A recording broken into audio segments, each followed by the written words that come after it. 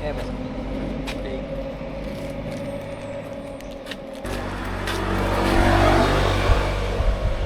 Yes, so magandang araw sa inyo mga boss. Nandito ako sa DRT. Ayan. Short ride lang. Tanggal kati lang. Mapapansin nyo, naka ano ko, jersey. So pinagawa ko tong jersey na to, baga pang personal use lang. Yan.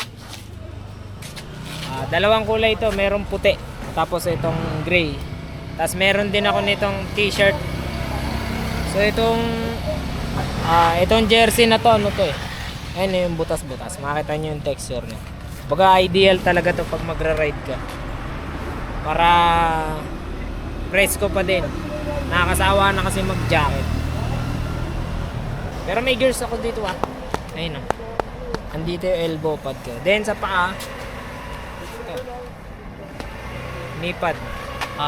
Exposed pa rin. So sana soon magkaroon na ako ng riding pants tsaka boots. Baka naman. Shoutout kay Bossing, binigyan natin sticker. Charlie and Lea Bimpares man.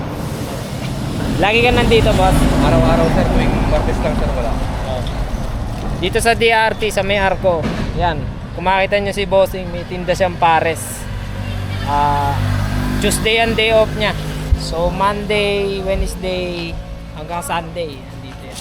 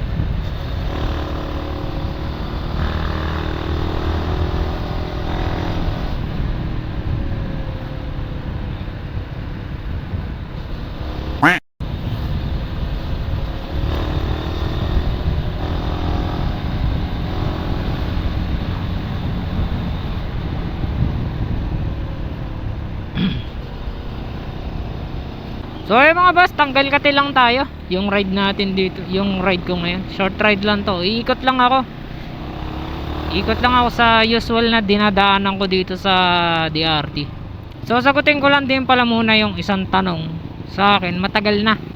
Pagdating sa long ride dito kay Winner X, kamusta naman daw yung upuan? To be honest boss, okay naman yung stock na upuan niya. Pero kapag tumagal na yung biyahe, let's say maabot na ng 2 oras hanggang 3 oras, kumbaga kailangan mong umiba-iba ng pwesto, medyo tatayo ka ng ganyan para mahanginan yung puwet mo, ganun. Mangangawit ka. Pero yung ano niya, yung pakiramdam, yung sa foam, kung masakit ba sa puwet o hindi. Hindi naman siya ganun kasakit, unless depende na lang siguro din sa tao. Kasi ako 65 kilograms ako. So sa akin yung stock seat ni Winner X okay naman, malambot siya para sa akin. Pero kung siguro mas mabigat ka sa akin, siguro baka mas saglit lang yung oras na mangangawit ka agad. So may option naman doon, pwede kang magpadagdag ng foam or bili ka na lang ng ng padding sa shorts para hindi ka mangawit agad So hindi na ako gano'ng magsasalita dito sa video na to. Panoorin nyo na lang. Kasi gusto ko lang din talaga magtanggal ng kate. Kasi ilang linggo na rin ako hindi nakakapag-ride. So kung meron pala kayong mapanood na hindi tama, huwag nyo i-adapt yun.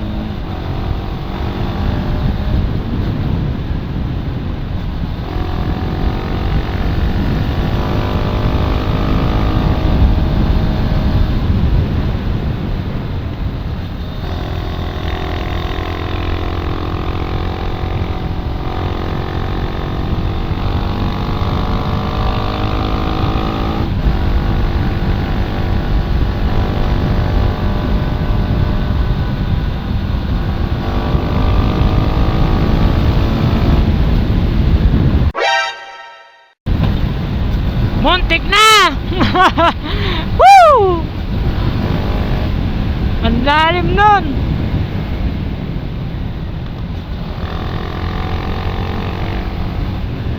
Bagong mags yun.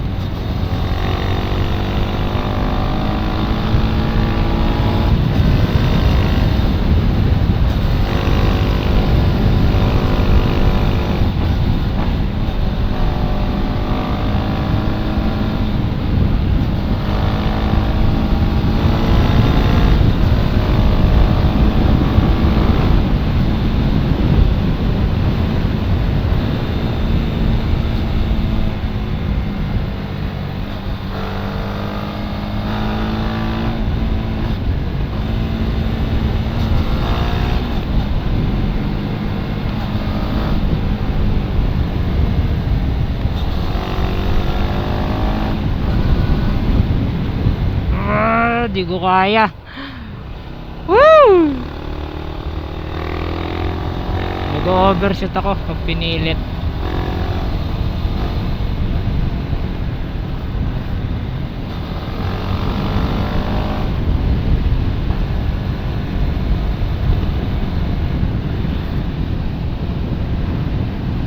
Ha! Woo!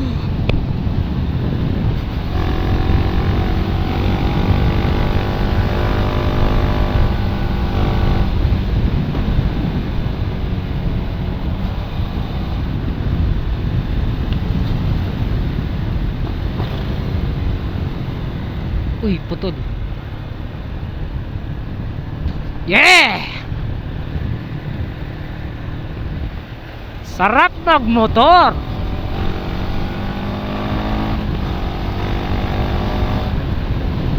So sa mga hindi pa nagsusubscribe dyan, mag-subscribe na kayo mga boss para updated kayo sa mga upcoming videos natin. Kasi pinaplano ko siguro magra-rides na ako kahit solo lang, kahit wala akong kasama. Pag talaga kaya ng budget. Ito kasi dito lang sa amin, so pagka dito lang sa amin, hindi naman ako kumakain sa labas. Tumatambay lang ako, and then yun lang, tambay, tapos gas lang. Yun lang ang gastos ko dito, gas. Pero after 2 months ngayon lang ulit ako nakabalik dito. Na-miss ko dito sa DRT. Diyan sa mga gawi sa NCR, Metro Manila or bandang South, ang pinaka DRT nila yung Kaibiyang Tunnel o kaya naman yung Marilaki. So dito sa amin sa Bulacan, yan, dito sa kalsada rito, mag-e-enjoy ka rin naman. Kaya lang hindi siya kagaya doon sa Marilaki na talagang maraming bangkingan Dito suwabe lang. Matanggal lang yung kate mo sa katawan. Okay na yan. Kaya lang pag ganitong weekdays, walang namimitik dito sa sa DRT. Wait lang, paunahin ko muna yan. Delikado kasi kapag ganyang katarik yung ahonin, tapos nakabuntot tayo sa mga truck na ganyan, baka biglang umatras yan. Ay no, nabitin.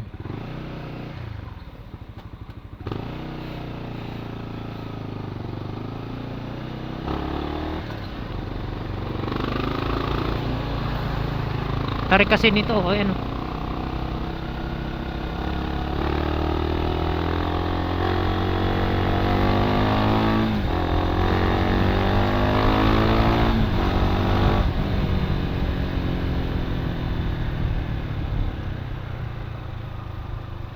Kung linggo-linggo ako babalik dito sa DRT, mananawa ako dito. Kaya okay lang din yung ano eh, nagpapalipas ako ng ilang buwan tsaka ako babalik dito.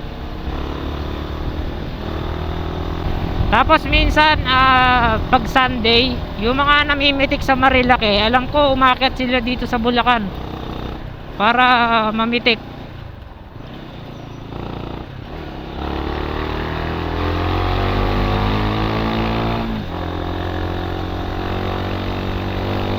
Tarik ng ahon dito.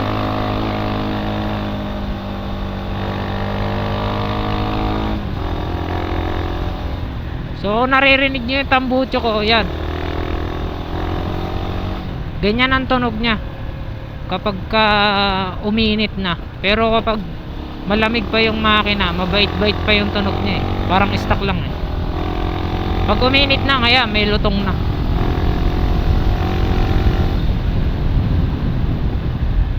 Basa.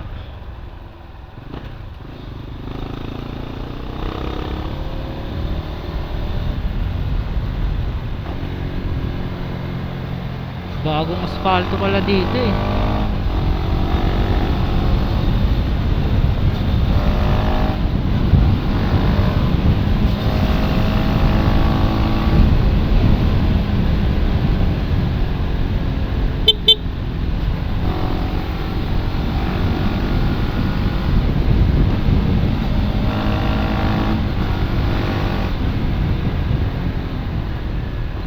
Sarap gamitin ng Winner X.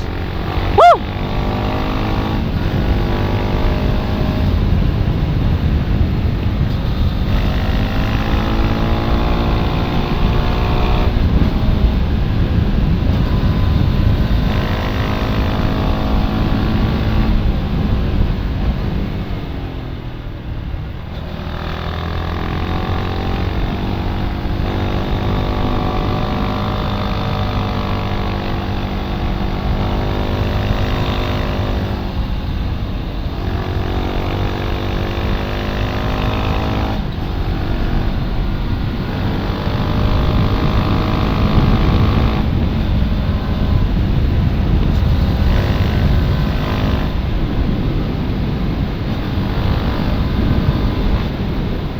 Ah!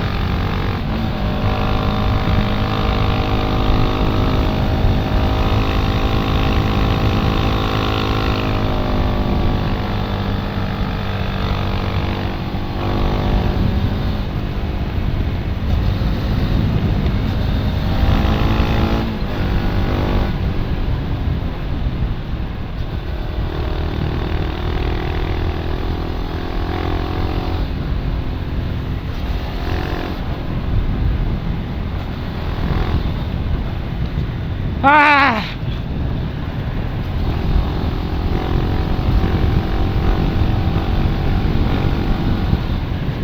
Sarap, men.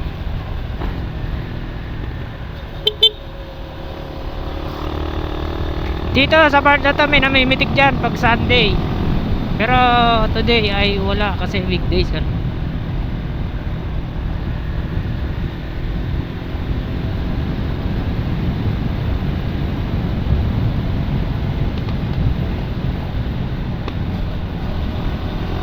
Backfire na yung pipe ko kung naririnig nyo.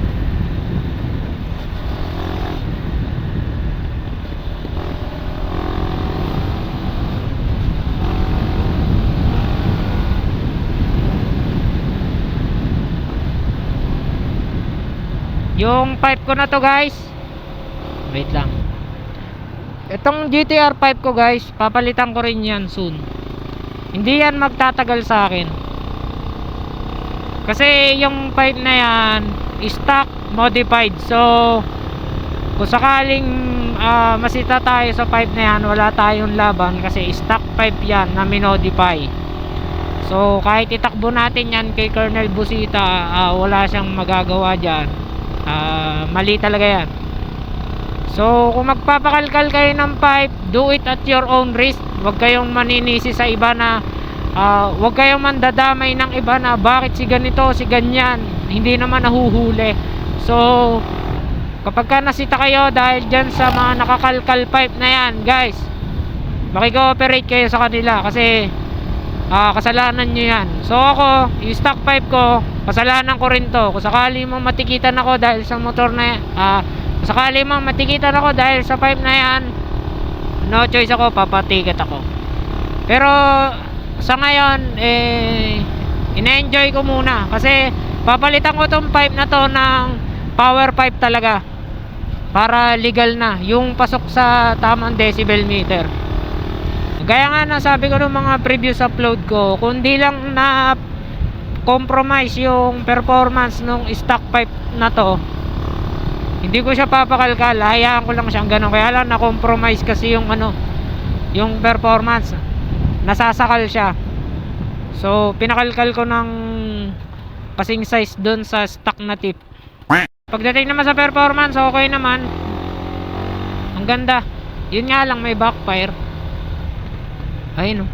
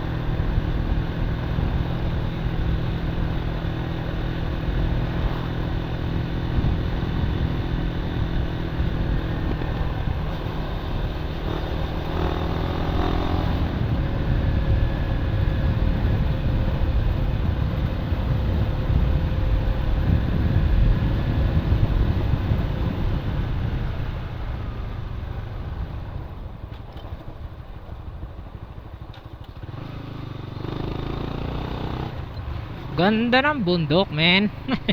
Yan ang makikita mo dito sa DRT, oh. Mga puno. So refreshing.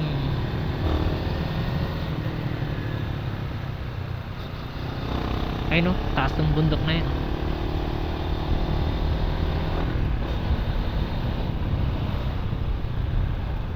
Dito pag Sunday, maraming namimitik dito sa part na yan.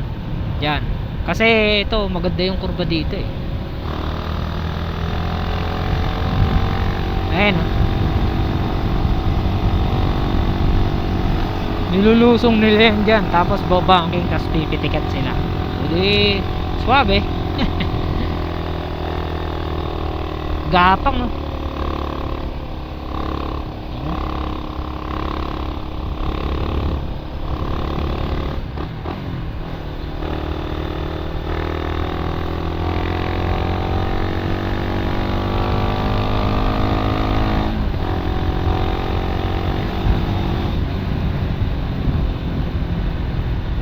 Lubok na naman.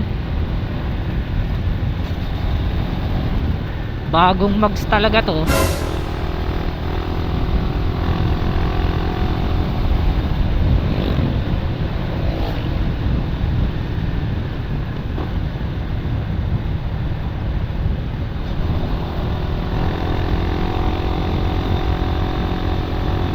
Uy.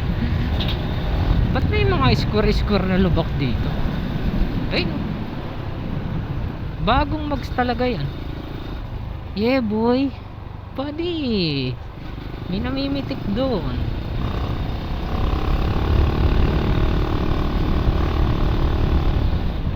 Papitik din tayo.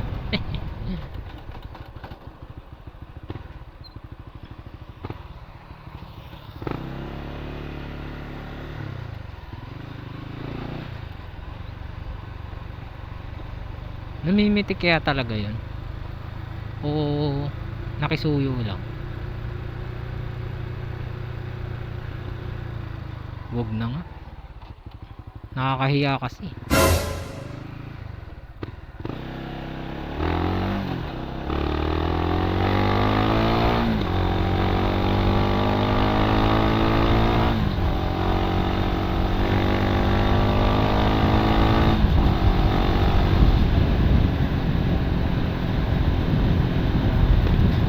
Yung tamang ligo.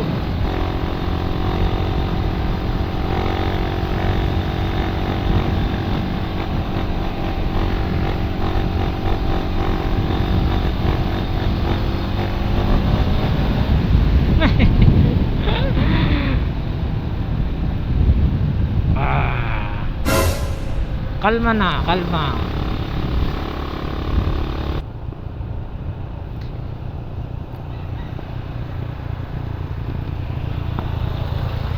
So, bago ko tapusin ang video na to, shoutout ko muna si Don Posay. Ayan, so dalawang beses siya nag-comment doon sa previous vlog ko na late ko nang na-edit.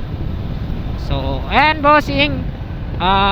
Shoutout sa iyo, ride safe kung nasaan ka man lupalop ng mundo. At syempre sa iba, kung nanonood ka man, kung nakaabot ka sa dulo ng video na to, ay shoutout sa iyo. Maraming salamat sa panonood.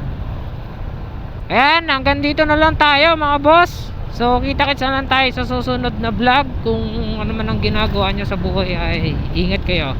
So yun lang, kita-kits na lang. Let's go, napakasarap magmotor. Yes.